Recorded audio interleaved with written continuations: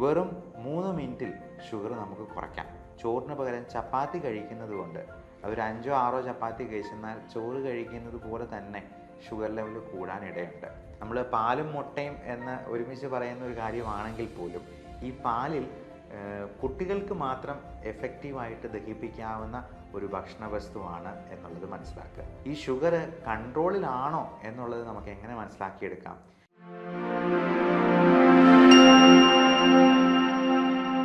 Hello everyone, ഞാൻ doctor Bipin Jose, specialist in pulmonology, diabetology and critical care.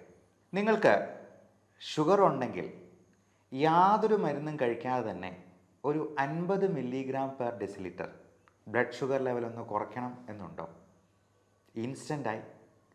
പലപ്പോഴും sugar രോഗികളിൽ പിറ്റേ ദിവസം എന്തെങ്കിലും സർജറി ചെയ്യേണ്ടവർക്ക് കാട്രാക്റ്റിൻ്റെ സർജറിയോ അല്ലെങ്കിൽ ബോൺ റിലേറ്റഡ് ആയിട്ടുള്ള എന്തെങ്കിലും പ്രോബ്ലംസിനുള്ള സർജറിയോ ഒക്കെ ചെയ്യേണ്ടപ്പോൾ എത്ര ഇൻസുലിൻ കൂട്ടിക്കൊടുത്തെന്നാലും, എത്ര ഭക്ഷണം കുറച്ച് കഴിച്ചെന്നാലും, എത്ര മരുന്നുകൾ അഡീഷണൽ ആയിട്ട് ആഡ് ചെയ്തെന്നാലും ഈ ബി പിയും ഷുഗറും ഒന്നും കുറഞ്ഞു വരാതിരിക്കും. അങ്ങനെയുള്ളവർക്ക് അങ്ങനെ മാത്രം ഷുഗർ ഒന്ന് കുറയ്ക്കാനായിട്ട് ഒരു പ്രത്യേക തരം എക്സസൈസും ഡയറ്റുമാണ് ഞാനിന്ന് നിർദ്ദേശിക്കുന്നത്. വെറും 3 മിനിറ്റിൽ ഷുഗർ നമുക്ക് കുറയ്ക്കാം. പക്ഷേ ഇത് ഡോക്ടർമാരെ പറ്റിക്കാൻ വേണ്ടി ഫാസ്റ്റിംഗ് ബ്ലഡ് ഷുഗർ ഒന്ന് കുറച്ച് കാണിക്കാൻ വേണ്ടി മാത്രമാകരുത് കേട്ടോ. അത് എല്ലാ ദിവസവും നമുക്ക് പ്രാക്ടീസ് ചെയ്തെന്നാൽ നമ്മുടെ ഡയബറ്റീസ് അത്ര കണ്ട് കൺട്രോളിലാക്കാനായിട്ട് നമുക്ക് സാധിച്ചേക്കും. ഇതിന് വേണ്ട വ്യായാമത്തിൻ്റെ ഒരു പേരാണ് HIIT അഥവാ ഹൈ ഇൻറ്റൻസിറ്റി ഇൻ്റർവൽ ട്രെയിനിങ് എന്ന് പറയുന്ന ഒന്ന്. രണ്ടാമത് ഇതിൻ്റെ ഡയറ്റാണ്. ഇതിന് കഴിക്കേണ്ട പ്രത്യേക തരത്തിലുള്ള കുറച്ച് ഭക്ഷണ കാര്യങ്ങൾ. ഇത് രണ്ടും നമുക്ക് ഇന്നൊന്ന് ഡിസ്കസ് ചെയ്യാം. ഈ HIIT എന്ന് പറയുന്നത് ഹൈ ഇൻറ്റൻസിറ്റി ഇൻ്റർവൽ ട്രെയിനിങ് എന്ന് പറയുന്ന സംഗതിയിൽ നമ്മൾ ഉൾക്കൊള്ളിച്ചിരിക്കുന്നത് ഒരു 30 സെക്കൻഡ് നേരത്തേക്ക് നമ്മുടെ ഹാർട്ട് റേറ്റ് ഒരു 140 എങ്കിലും വരെ ഉയരുന്ന രീതിയിൽ നല്ല ഇൻറ്റൻസിറ്റിയിലുള്ള ഒരു വർക്കൗട്ടാണ്. 30 സെക്കൻഡ് എന്ന് പറയുന്നത് അര മിനിറ്റേ ഉള്ളൂ എന്നുള്ളത് നമുക്ക് പ്രത്യേകം ഓർക്കാം.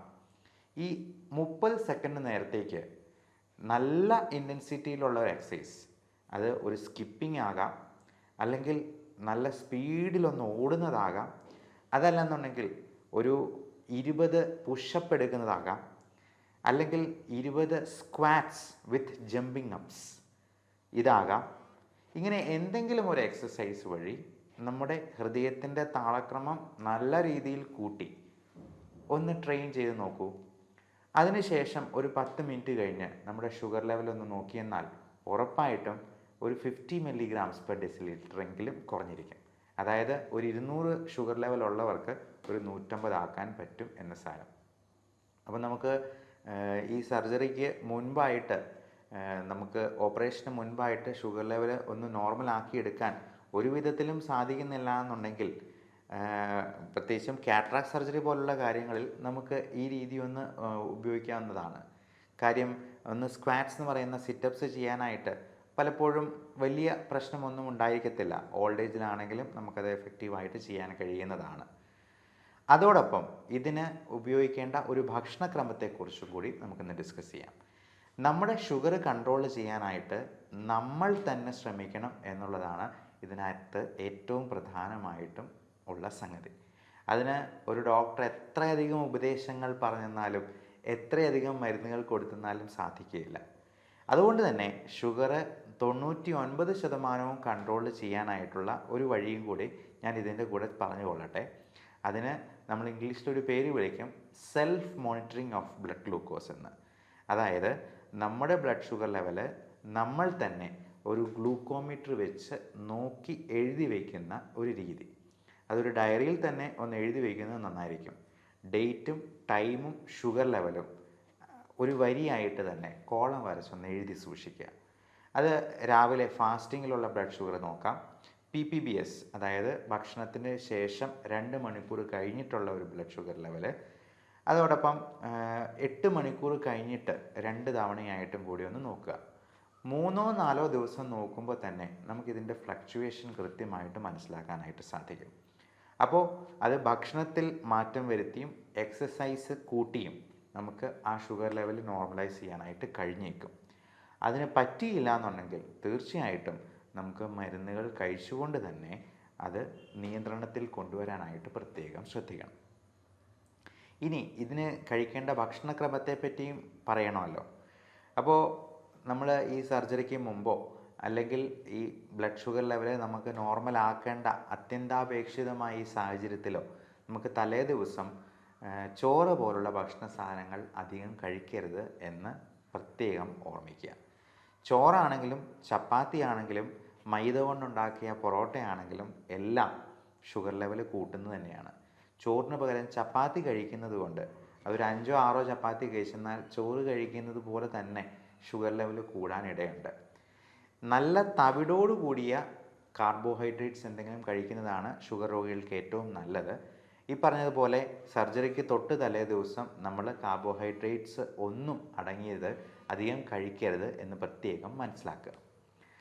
പകരം നമുക്ക് നല്ല പ്രോട്ടീൻ റിച്ച് ആയിട്ടുള്ള ഒരു മുട്ടയുടെ ഓംലെറ്റോ 1-2 എഗ്ഗ് കഴിക്കുന്നത് കൊണ്ടും അതിന് കുഴപ്പമില്ല. അതേപോലെ നട്ട്സ്, അത് കാഷ്യൂ നട്ടോ ബദാമോ അല്ലെങ്കിൽ മുളപ്പിച്ച പയറോ കഴിക്കാവുന്നതാണ്. നല്ല പ്രോട്ടീൻ റിച്ച് സോഴ്സസ് ആയിട്ടുള്ള ചണവിത്തുകൾ പോലുള്ള സാധനങ്ങൾ നമുക്ക് വിപണിയിൽ നിന്ന് അവൈലബിൾ ആണ്. ഫാറ്റ് തീരെ കുറഞ്ഞിട്ടുള്ള ചീസ് അല്ലെങ്കിൽ ഡയറി പ്രോഡക്ട്സ് ഒക്കെ നമുക്ക് ഷുഗർ കുറച്ച് നിർത്താനായിട്ട് കഴിക്കാവുന്നതാണ്.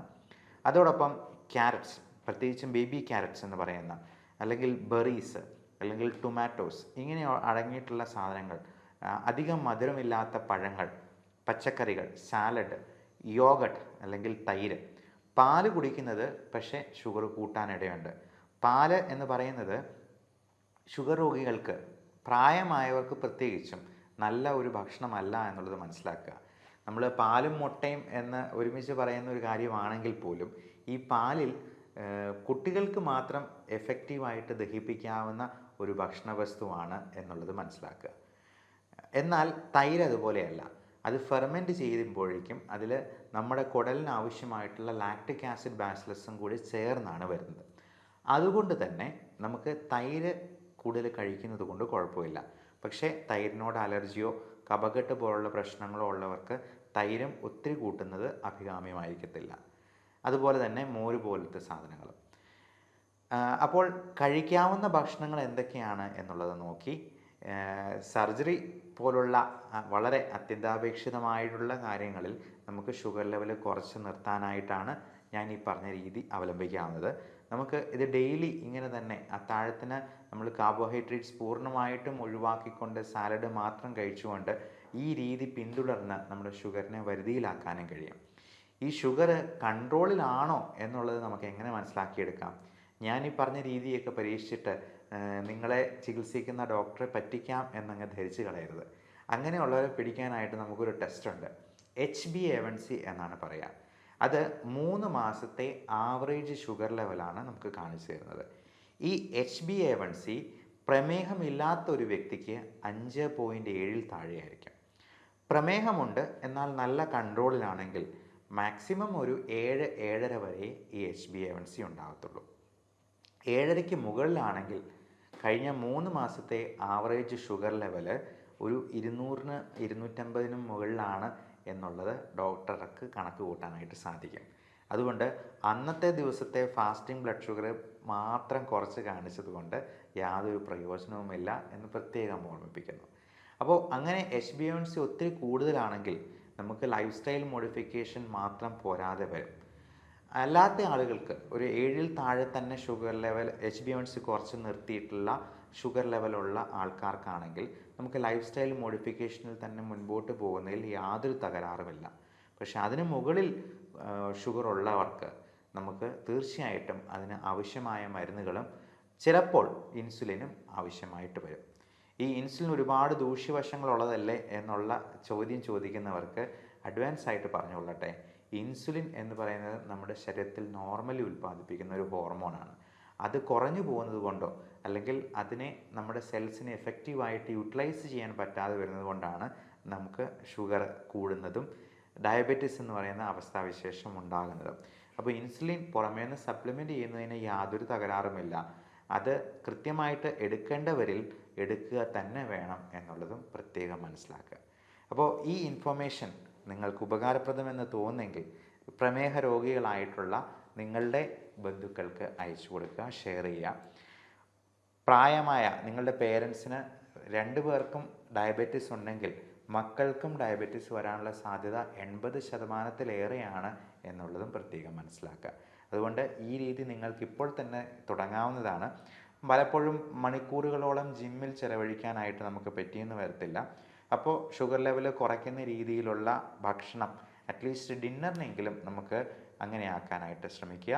ഈ പറയുന്ന മണിക്കൂറുകളോളം ജിമ്മിലുള്ള വ്യായാമം ഇല്ലാതെ തന്നെ നമുക്ക് ഇൻ്റർവെൽ ഇട്ടുകൊണ്ട് തന്നെ ഈ HIIT നമുക്ക് ജീവിതത്തിൽ പകർത്തിക്കൊണ്ട് നമ്മുടെ ഷുഗർ കുറച്ച് നിർത്താനും അതോടൊപ്പം നമ്മുടെ വെയിറ്റ് റെഡ്യൂസ് ചെയ്ത് നിർത്താനായിട്ടും പ്രത്യേകം ശ്രദ്ധിക്കുക. ഇപ്പോൾ മാൽന്യൂട്രീഷനല്ല, മോൾ ന്യൂട്രീഷനാണ് മിക്ക രോഗങ്ങൾക്കും കാരണം. അതായത് പോഷകാഹാരത്തിൻ്റെ കുറവല്ല, പോഷണം കൂടിപ്പോയതുകൊണ്ടുള്ള പ്രശ്നങ്ങളാണ് പലരിലും അസുഖങ്ങൾ ഉണ്ടാക്കുന്നത് എന്ന് നമുക്ക് എല്ലാവർക്കും അറിവുള്ളതാണ്. So everyone stay healthy. ഈ വിഷയത്തെപ്പറ്റി എന്തെങ്കിലും സംശയങ്ങളുണ്ടെങ്കിലോ ടെലിമെഡിസിൻ ആവശ്യമുള്ളവർക്കോ ഈ കാണുന്ന നമ്പറിൽ വാട്സപ്പിൽ ബന്ധപ്പെടാവുന്നതാണ്. 9567710073 എന്ന നമ്പർ നോട്ട് ചെയ്ത് വയ്ക്കാവുന്നതാണ്. Thank you.